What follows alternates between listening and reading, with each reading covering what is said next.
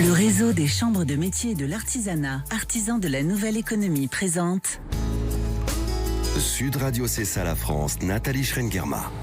Bonjour à tous et bienvenue dans C'est ça la France, l'émission du savoir-faire français. On va évoquer ensemble le salon du Made in France, le MIF Expo 2024 qui revient pour une 12e édition à Paris. Vous pourrez découvrir, acheter, offrir des produits fabriqués en France auprès de 1000 exposants présents au parc des expositions Porte de Versailles du 8 au 11 novembre 2024. L'artisanat sera de nouveau mis à l'honneur avec le village de l'artisanat par la Chambre des métiers de l'artisanat qui accueillera sur 2000 m2 plus de 200 artisans venus de la France entière. On va en parler de cet artisanat qui sera particulièrement bien représenté. Sud Radio C'est ça la France. Et pour en parler au micro de Sud Radio, Joël Fourny, le président de la CMA France. Bonjour Joël Fourny. Bonjour Nathalie. Bon, c'était une semaine bien chargée pour le Made in France, entre la grande exposition du fabriqué en France à l'Elysée qui vient de se terminer, beaucoup d'artisans qui étaient présents sur place et désormais ce salon du MIF Expo qui arrive du 8 au 11 novembre. On ne peut pas passer à côté du stand de l'artisanat. C'est pas compliqué, c'est le plus gros stand de tout le salon. Oui, c'est un espace assez grand et évidemment on ne peut pas faire et parler du Made in France sans parler des entreprises artisanales. La grande exposition à l'Elysée, c'était 20 entreprises artisanales qui étaient présentes et là c'est 214. Bien sûr, l'artisanat est au cœur du Made in France et c'est ça le fabriqué en France. C'est le premier ambassadeur, les entreprises artisanales sont les premiers ambassadeurs du fabriqué en France. C'est aussi la représentation de la proximité, bien sûr, l'audace, la qualité, la créativité, la durabilité également, je pense. Bien sûr, ce sont des fabrications à 100% françaises. Et donc, on ne peut pas faire autrement que d'être présent dans le cadre de ce MIF, bien évidemment. Vous en attendez beaucoup, les artisans en attendent beaucoup, justement, de ce MIF, de ce salon du Made in France? Oui, c'est pour eux, le MIF est un moment important, c'est un moment incontournable pour le secteur parce que c'est l'occasion aussi de mettre en valeur les produits, de faire connaître les différentes fabrications qui sont proposées par nos artisans et bien évidemment, je pense que être présent, c'est pour eux un moment privilégié parce qu'ils ont la possibilité de rencontrer à la fois le grand public, mais aussi des acheteurs qui viennent lors de ce salon à Paris et qui viennent aussi de l'étranger, bien évidemment. Et c'est pour eux un moment privilégié pour permettre de mettre en valeur leur savoir-faire, leur fabrication artisanale. C'est une vitrine exceptionnelle, pour promouvoir l'artisanat et les savoir-faire. Voilà, c'est une excellente vitrine et ça permet de montrer très directement le produit aux consommateurs. Donc on a des artisans qui viennent de comment ça se passe, de chaque département métropolitain, des territoires d'outre-mer également? Oui, on a 214 entreprises qui exposent et elles sont bien sûr originaires de toutes les régions de France. Toutes les régions sont représentées, les régions de métropole, mais aussi les régions d'outre-mer. Et on a même avec nous cette année Mayotte qui est présent sur le stand, alors qu'ils n'étaient pas là l'année dernière. Donc bien sûr, ça permet de mettre en avant aussi bien les confiseries, les chocolats, les rhums distillés, etc. Tous les produits quelle que soit leur provenance, que ce soit sur la métropole ou sur les territoires d'outre-mer. En fait, ça permet aussi finalement de faire découvrir la richesse de ces métiers de l'artisanat, parce qu'ils contribuent tous à dynamiser l'économie sur le territoire. En même temps, ils préservent une identité locale et ils sont attachés tous à ces valeurs du fabriqué en France. Oui, ils sont attachés aux fabriqués en France. C'est important de préserver, je dirais, ce patrimoine. C'est important de montrer ce qu'est la fabrication artisanale, bien sûr. C'est des entreprises qui ont beaucoup innové, qui ont beaucoup développé, qui ont été dans la créativité et la recherche de nouveaux produits. Donc je pense que c'est important aussi au travers de ce salon de montrer que l'artisanat n'est pas quelquefois ce que l'on pense des métiers qui n'ont pas avancé avec le temps. Bien au contraire, c'est tout autre chose. Et bien sûr, c'est des entreprises qui ont su aller vers des produits un peu nouveaux, là où on ne les attendait pas. Vous avez aussi pour la décoration, pour la construction, plein de beaux produits qui sont proposés, des produits de qualité avec des savoir-faire exceptionnels. Donc il y a vraiment des pépites aussi en termes d'entreprises artisanales que l'on aura l'occasion de découvrir au moment de ce salon. Et dans quel état d'esprit justement sont les artisans en ce moment? Quand on voit l'actualité qui n'est pas simple, plein de secteurs qui sont inquiets, il y a des appels à la grève, 4 syndicats, CGT, FO, Sud et l'UNSA notamment, pour la fonction publique, hospitalière. Donc quand on voit d'autres secteurs sont également concernés pour protester contre les coupes budgétaires annoncées. Alors, dans l'apprentissage, là aussi, il y a une inquiétude de la part des artisans. Alors, bien sûr, les artisans ne sont pas en dehors de ce qui se passe et les artisans sont inquiets. Ils ont besoin d'avoir de la visibilité, de la stabilité. On a à peu près 88% des artisans qui n'envisagent pas pour autant arrêter d'exercer sur leur métier. Mais 40% d'entre eux se posent la question quand même de continuer ou de ne pas continuer en fonction du contexte politique et géopolitique que l'on a aujourd'hui. Donc les inquiétudes nécessitent forcément que l'on puisse apporter des réponses politiques. Vous l'avez évoqué, Nathalie, au travers de la problématique de l'apprentissage. Évidemment, c'est un secteur qui forme beaucoup, qui prépare beaucoup les jeunes sur les métiers d'avenir que sont les métiers d'apprentissage. C'est une aide de 6 000 euros, c'est ça, mais qui est indispensable pour les artisans.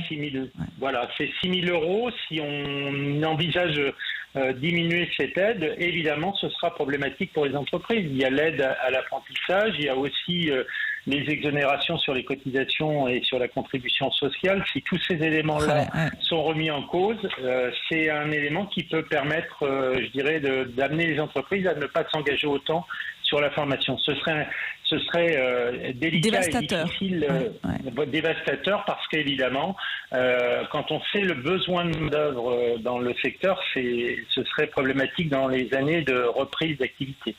Mais alors, ça veut dire que quand on sait qu'il y a près de 70% des apprentis qui sont surtout dans des PME, donc il y aurait un impact à court et à moyen terme. C'est-à-dire que ça pourrait conduire à des difficultés de recrutement immédiates et à long terme, la disparition de nombreuses entreprises, vous venez de le dire, et de savoir-faire.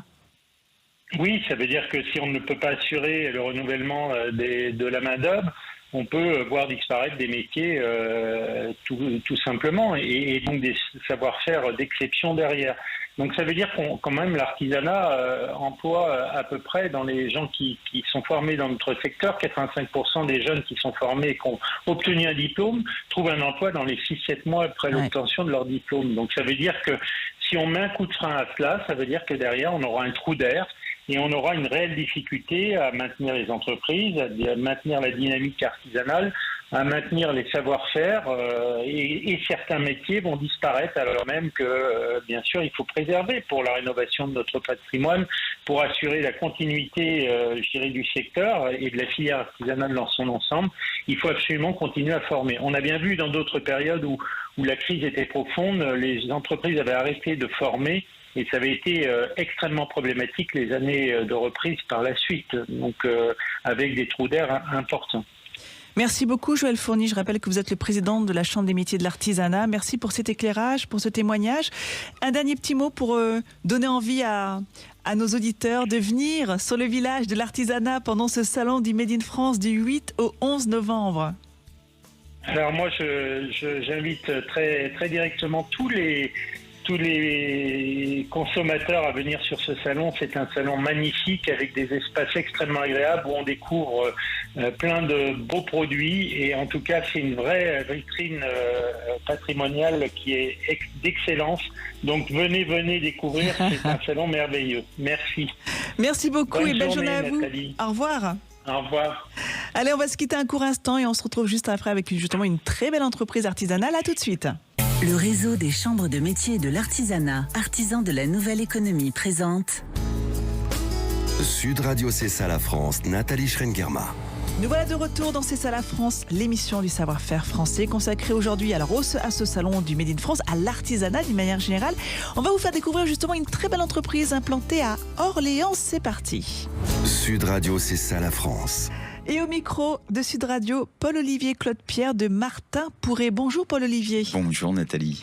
On va s'intéresser à ce vinaigre qui, alors là, on est vraiment dans une entreprise patrimoniale.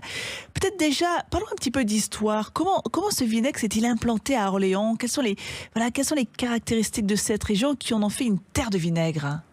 Oui, c'est une très très longue histoire. On a 4 heures devant nous. Non, un petit peu moins un quand petit même. Peu moins. Alors, tout débute grâce à la Loire. En fait, la Loire qui à l'époque servait d'autoroute des marchandises, et tous les produits qui venaient du sud de la France et qui voyageaient à destination s'arrêtaient à Orléans, étaient débarqués sur les quais de la Loire à Orléans et étaient goûtés avant d'être envoyés par voie terrestre à Paris. Pour vérifier s'ils avaient tenu le voyage, c'est ça ? Exactement, parce que la Loire est un fleuve sauvage. Et parmi toutes ces marchandises, il y avait des tonneaux de vin. Et ces tonneaux de vin étaient goûtés, et quand ils avaient connu quelques désagréments, on les gardait à Orléans et on les transformait en vinaigre. Donc ça a commencé comme ça. On retrouve les premières traces au XVe siècle. Et puis très vite, en fait, ce qui s'est passé, c'est que le vinaigre d'Orléans a rencontré un franc succès, que toute la France souhaitait s'approvisionner en vinaigre d'Orléans, et donc il a fallu non plus seulement attendre les vins qui avaient tourné sur la Loire, mais planter des vignes pour fabriquer du vin, pour ensuite le transformer en vinaigre. Donc la Loire a eu un rôle essentiel dans l'histoire et la production du vinaigre dans cette région, dans un premier temps, pour implanter ce savoir-faire dans la région. Absolument. Alors, quelles sont les spécificités d'un vrai vinaigre, j'allais dire artisanal, comme celui de Martin Pourret ? Parce qu'il y a vinaigre et vinaigre. Oui, il y a vinaigre et vinaigre.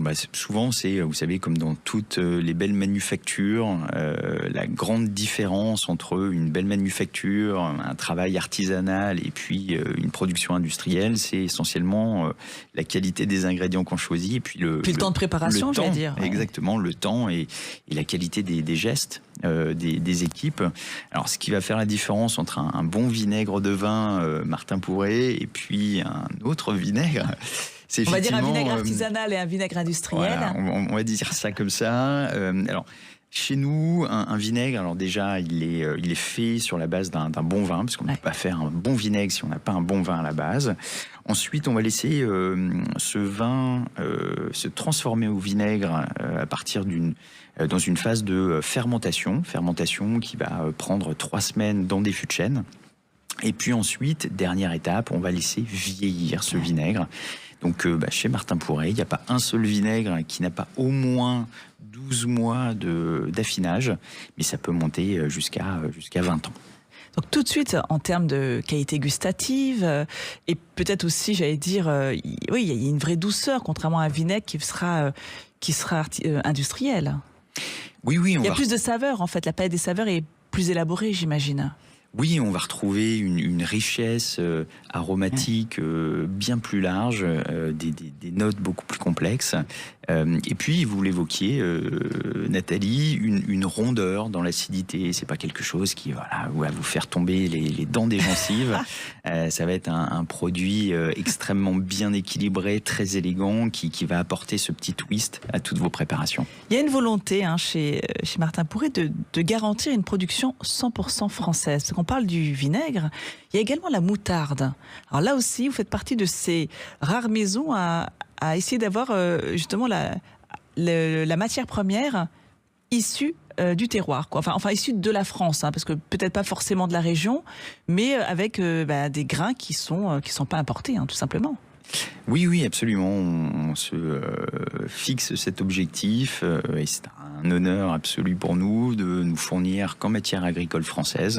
Donc c'est le cas des vins pour lesquels on fait nos vinaigres, c'est le cas des graines de moutarde pour faire nos moutardes. On était vus un petit peu comme des hurluberlus quand on a commencé. On avait un agriculteur qui nous a dit « Ok, on va refaire de la graine de moutarde ensemble en Centre-Val de Loire ». Parce que c'est un savoir-faire qui existait et qui s'est perdu. Absolument. Ouais. Et il faut savoir qu'aujourd'hui, 98% des moutardes que vous retrouvez sont faites avec des graines qui sont cultivées au Canada. Donc effectivement, la graine de moutarde française est extrêmement rare pour l'instant. Donc on est en train de lui redonner vie. Aujourd'hui, Et comment on explique justement que ce savoir-faire s'est perdu ? Mais c'est un certain nombre de normes européennes. Et il est beaucoup plus facile d'avoir des taux de rendement extrêmement bons au Canada où les normes ne sont pas les mêmes. Du coup, les agriculteurs ont changé de culture pour certains et donc ça s'est perdu comme ça au fil des années, quoi. Exactement. Ouais. Sauf que là, vous êtes en train d'essayer d'inverser la tendance, quoi, avec Martin Pourret, puis d'autres entreprises artisanales dans la région qui veulent retrouver des graines de moutarde françaises, quoi. Ouais, c'est important parce que on est en train de parler aussi de notre souveraineté agroalimentaire. C'est vrai que il y a 3 ans, quand toute la France a été en rupture de moutarde, on a découvert que tout venait du Canada. Alors nous, on était très contents, on s'est bien amusés. Il y avait quelques marques en fait françaises que les gens connaissaient peut-être pas forcément, mais du coup haut de gamme. Et c'est vrai que tout le monde se jetait sur ces quelques pots qui restaient. Donc ça a permis de mettre en lumière justement cette production française. Et exactement. Et c'est ce qui nous a permis de grandir et de mettre la lumière sur cette problématique. Encore une fois, le fabriquer en France, c'est important parce que c'est un savoir-faire, c'est notre économie, et c'est aussi notre souveraineté. Si on veut pouvoir continuer à manger des bons produits, il faut qu'on puisse les cultiver en France. Et qu'est-ce qui vous a donné envie, vous, justement, de reprendre cette belle maison ? Ça fait combien d'années, d'ailleurs ? On a fêté nos 5 ans. Ouais. Nos 5 ans... en fait, c'est une histoire classique de quelqu'un qui cherche à redonner du sens à son activité, puis exactement à réveiller une belle endormie, faire des jolis produits, défendre le savoir-faire, défendre la France, que ce soit en France ou à l'étranger, parce que Martin Pourret exporte pas mal. C'est cette fierté et cette envie de construire quelque chose de beau. Mais vous étiez de la région orléanaise ou pas du tout ? Non, pas du tout. Alors, il ne faut pas le dire aux Orléanais. Je suis alsacien d'origine. Mais ça y est, je suis devenu orléanais maintenant de cœur, et j'ai l'impression d'avoir été un petit peu adopté. Il y a eu un gros travail de fait, parce que au niveau du travail des étiquettes, la gamme qui s'est vraiment qui a fortement progressé, notamment au niveau des moutardes, il y a un choix incroyable. Donc il y a cette envie finalement de rajeunir un peu le produit, de donner envie justement aux jeunes consommateurs de redécouvrir une belle moutarde artisanale faite en France. Oui, absolument. On a fait un gros travail de dépoussiérage de la gamme. On a lancé des mayonnaises, des ketchup, toujours 100% français et fait sur la base de nos vinaigres. Oui, l'idée, c'est de sortir un petit peu le vinaigre et tous ces produits de condiments des placards, les rendre un peu plus sexy, un peu plus tendance, lancer des pickles qu'on retrouve maintenant un petit peu partout dans la cuisine. S'adapter aussi aux nouvelles tendances culinaires. Oui, absolument. S'adapter aux nouvelles tendances, aux nouvelles demandes du marché, rendre le produit sexy. C'est vrai que le vinaigre, c'est pas juste pour faire la vinaigrette de Tata Gisèle. Ça peut être un produit qui est même très très cool et qu'on retrouve maintenant dans un certain nombre de bars. C'est un produit qui est utilisé par des mixologistes pour faire des cocktails un peu tendance. Donc le vinaigre est bon pour tout. Alors Martin Pourret exporte, vous le disiez à l'instant. Alors, quels sont les pays que vous prospectez d'une manière générale ? Quelles sont les zones qui pourraient intéresser justement ces produits haut de gamme français ? Ces produits qui ont aussi ce label entreprise du patrimoine vivant ? Oui, alors on a cette chance. Déjà, on est né dans une nation qui est reconnue pour sa gastronomie, donc ça rend l'export plus facile. Aujourd'hui, on est présent au Japon, on est présent en Corée, on est présent aux États-Unis, au Moyen-Orient, en Europe du Nord. Tous ces pays qui s'ouvrent à la culture française, à la gastronomie française. Et c'est vrai que quand on a de beaux produits et un joli drapeau bleu, blanc, rouge, c'est beaucoup plus facile. Et dernière petite question, quel est le prochain grand défi pour Martin Pourret ? Alors, le grand défi à relever. Le plus grand défi, moi j'ai un rêve secret, c'est après le vinaigre d'Orléans, de faire le vinaigre de la Nouvelle-Orléans et donc d'exporter notre savoir-faire aux États-Unis, de construire nos ateliers là-bas et de partir à la conquête des États-Unis. Voilà, c'est tout ce qu'on vous souhaite. On va suivre cette aventure avec grand plaisir. Merci beaucoup. Merci beaucoup, Paul-Olivier Claude-Pierre. Je rappelle que vous êtes à la tête de l'entreprise de vinaigre. On dit le vinaigrier Martin Pourret. Parce qu'il y a aussi de la moutarde, il y a tellement de choses. En tout cas, de l'entreprise Martin Pourret. Merci. Merci à vous et bon dimanche. Nathalie. Allez, il est temps d'aller se balader avec Thibaut, notre French Trotter. Sud Radio, c'est ça la France, avec Thibaut le French Trotter. Et oui Nathalie, aujourd'hui je me balade dans le marché Dauphine à Saint-Ouen en Seine-Saint-Denis, juste à côté de Paris. Et on va s'initier à un savoir-faire qui m'intrigue, c'est l'encadrement. Et je suis avec Laure Montastier, qui est artisane d'art et qui a ouvert un atelier qui s'appelle Iconocadre. On va tout savoir sur l'encadrement. Alors je viens de franchir les portes de l'atelier, ça sent déjà le bois. Qu'est-ce que vous étiez en train de faire, Laure ? Écoutez, j'ai une commande urgente à faire pour demain. J'ai 15 caisses américaines à faire en bois brut, dans lesquelles vont reposer des affiches que je vais rehausser ensuite de plumes. Qu'est-ce que c'est une caisse américaine ? Une caisse américaine, c'est un profil qui ressemble à une caisse. Enfin, je peux vous montrer, mais vous verrez pas. On va essayer de décrire pour les auditeurs, bien sûr. Donc c'est un profil perpendiculaire, en gros, d'1 centimètre de large en général. On appelle ça aussi cornière des fois.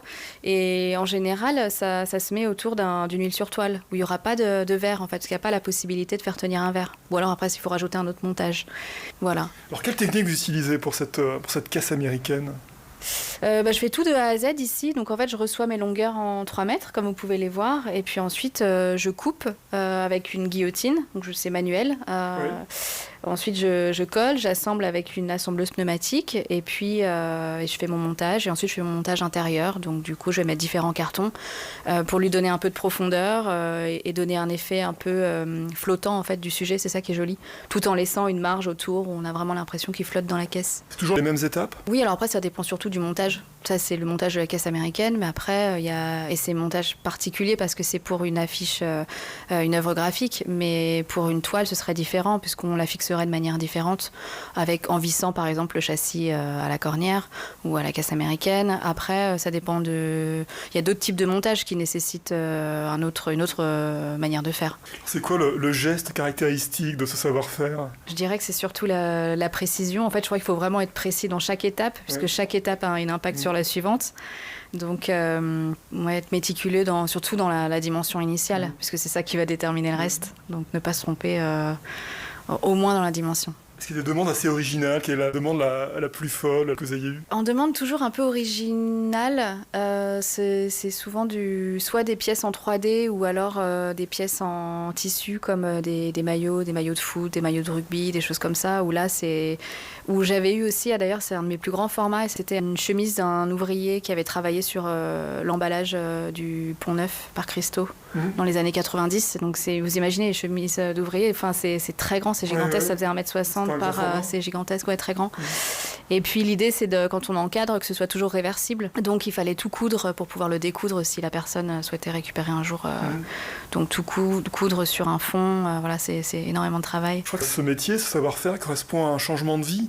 Qu'est-ce qui vous a mené vers l'encadrement? Moi j'ai un double cursus en droit et en histoire de l'art, donc j'avais déjà vraiment une appétence pour l'art et j'avais envie de faire quelque chose de manuel j'avais pas un talent particulier pour être moi-même artiste, donc je me suis dit que c'était un super métier pour graviter autour justement de la création et des artistes et de les côtoyer tout en les mettant en valeur et en préservant leurs sujets, leurs œuvres. En même temps, c'est un peu artisanat d'art.